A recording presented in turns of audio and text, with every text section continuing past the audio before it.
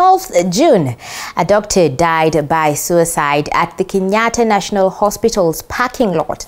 Shortly afterwards, on the 20th of September, another doctor in Nakuru County allegedly killed his two children, aged 3 and 5 years, before attempting to take his own life. In this special report, our health reporter Zainab Mohammed unpacks on the crucial issue of the state of mental wellness among doctors amid this COVID-19 pandemic. Is your doctor healthy enough? Take a look. And I'm Ugandan. I've forgotten that part. I'm proudly Ugandan, you know. 29-year-old Dr. Israel Tukama Shaba is a Ugandan national who came to Kenya 9 years ago in search of a greener pasture. However, the pasture was not so green on this other side. After finishing med school in 2018, Israel has been unable to secure permanent employment to date. He is among the over 2,000 doctors in Kenya who are currently unemployed. I thought it would be like a breeze after school. After internship, because during internship you're taken care of by the government and they pay you like every month, so it comes in constantly. So you know you're planning for all this money, it's new to you, and sometimes you might use it well, you might use it badly. It depends on you as an individual. So I got paid by the government for about 12 months or 13 months, right? After that it was a bit tricky because I had to go get licensed in Uganda, which of course took a lot of money, and then licensed in Kenya, what they call reciprocal registration, right? That took a whole lot of money, right? I think I was even almost broke. According to Israel, tribalism, nepotism and corruption in many county-level hospitals here in Kenya has resulted in the biased and selective employment of selected doctors and medical personnel. When I worked in BC, there was a bit of this bias. We did an interview, I think it was last year in, let's say it was 2020, right? I think around November, December, right? There was a gap. And they needed doctors. So the idea was to absorb those who had done internship in the county, right? In the county referral hospital, right? So we volunteered for a while. Probably went up to like about 3 to 5 months. So we had hope that we'd be absorbed by the county. Before the interview, these guys probably had their guys. You get. And then some guys have the audacity to ask you for money. They call you from the public service board. They ask you for probably 100,000. It is wrong, yes, because once it boomerangs on you, it's really sad. His unlucky charm in securing a permanent employment, pushing him to the throes of depression. It's really empty.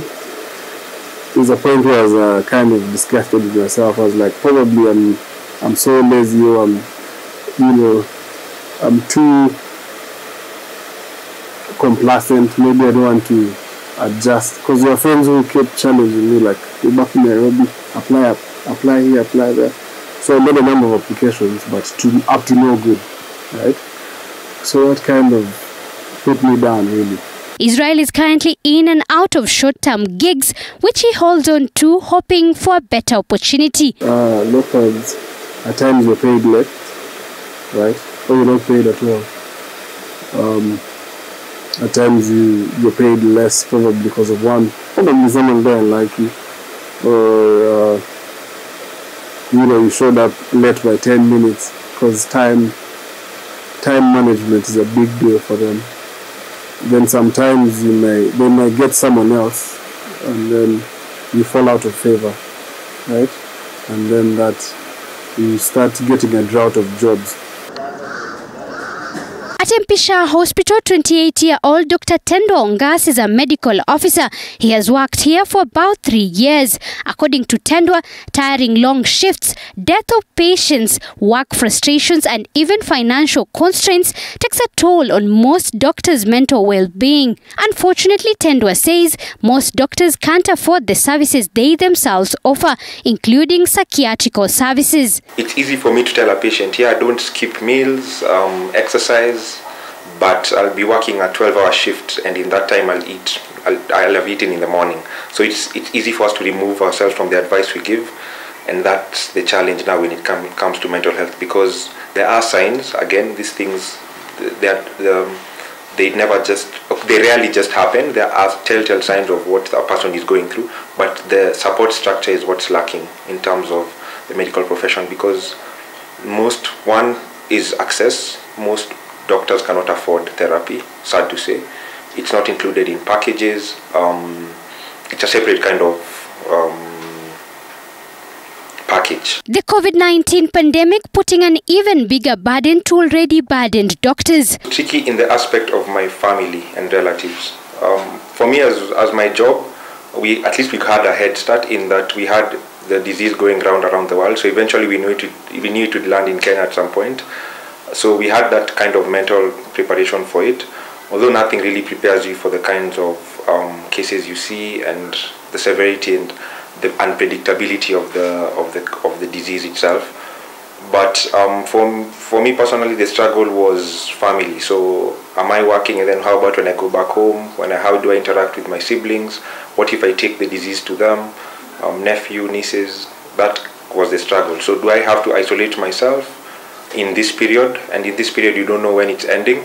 Kenya Medical Practitioners and Dentists Union Secretary General Dr. Davji Atela says devolution of health services has turned out to be one of the biggest nightmares to the medical profession. The devolution of healthcare left doctors in a very crisis situation, rather in a very difficult situation, in the sense that when you look at, for example, I told you just before that when the delays of salary for 3 months, 4 months, the people who are highly hit with this matter are the doctors and the healthcare workers. Why? Because they're directly under the county governments. So then they do not get all the salaries, but then they're expected to be consistently at work.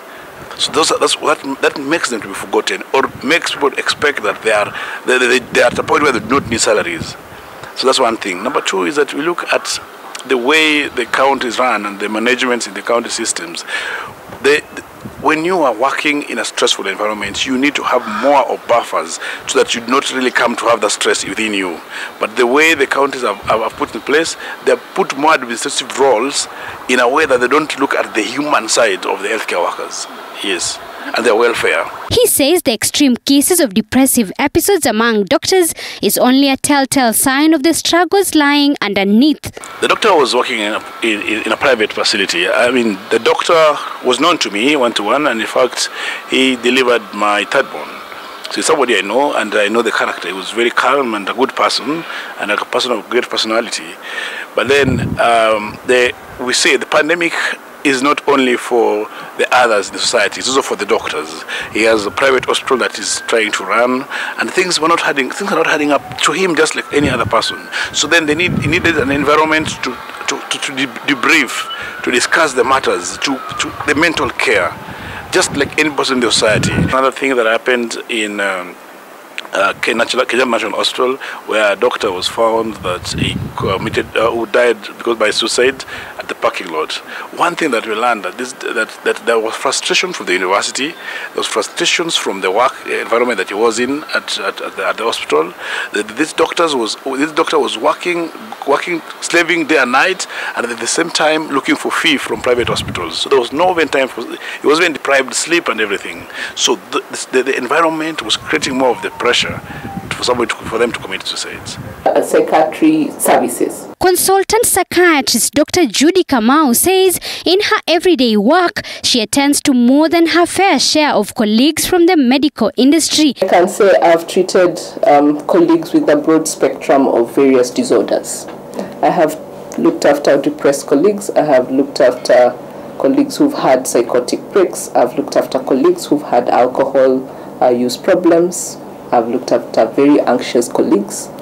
During the COVID pandemic, a lot of anxiety came up, so I've looked after colleagues who've been anxious or distressed due to COVID itself. Yeah, either they are in recovery themselves or their family member has had COVID. So I've looked after colleagues who've had various types of mental health problems. Sadly, Judy says majority of doctors are not open to seek help. Many self-diagnose or try to find ways to cope with mental conditions. They might be more resistant to presenting because sometimes they say ganga fayata kujiganga, or they first will try and really think, do I really have that problem? Maybe I don't have that problem. So before they get there, sometimes it might take slightly longer because they'll have tried to explore various avenues, diagnose, differentially diagnose, rule out, agree with themselves, and finally come. So that would be the difference, that they may, by the time they are coming in, it will take a lot of hesitancy. And even though some employers are already providing medical cover that includes the treatment of mental conditions, many are still lacking in this area. If you don't have particular specialists on board, then we would be able to create linkages or try and find out where can my employee go and get help. Yeah. So yes, it would be easier if you have the psych services on site, but linkages are there. You can have a linkage with Chiromo Hospital Group, or linkages to MP Shah Hospital, or linkages to various places, Amani Counseling Center, as a facility. Yeah, so those are things that various employers can also make. Yeah, and that's not just even to doctors only, even to various cadres of staff. KMPDU has now incorporated in its administration an ad hoc committee that deals with mental well-being and welfare of their members.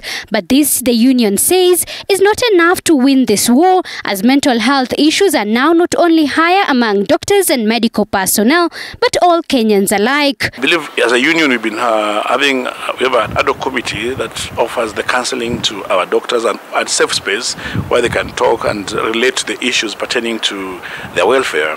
Because these things, as I told you, they range from the social issues, they range from work issues, they range from the personal issues. So we have that space, but at the same time we are trying to look at, like today there's a mental health bill in the parliament.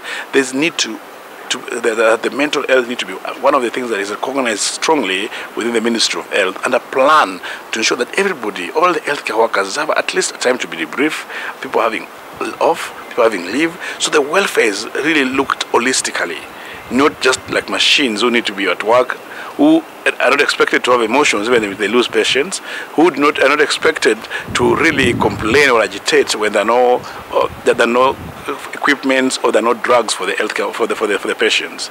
But then it needs to be treated holistically. You need to be handled just like a fellow human beings when issues arise within the hospital setups. According to the Kenya Mental Health Task Force, a staggering 1 out of 4 persons who seek healthcare services in Kenya have a mental health condition. Experts now arguing that it just may be a high time for the government to declare mental illness a national disaster. Zainab Mohammed, T47.